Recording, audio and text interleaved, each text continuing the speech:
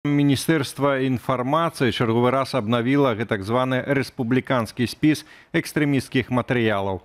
Гэтым разам дадаліся больш за 3 дзясяткі пазіцыяў ад інтэрнэт-старонак да кніг папулярных і прызнаных ва ўсім свеце аўтараў. У спіс матэрыялаў, што нібыта наносяць шкоду нацыянальным інтарэсам, улады залучылі сярод іншага кнігі Сашы Філіпенкі, 3 нумары часопісу «Беларусі свет», кнігу Тымаці Снайдера пра свабоду, а таксама 2 кнігі беларускага філосафа Валянціна Акудовіча «Код адсутнасці» і «Трэба ўявіць Сізіфа шчаслівым».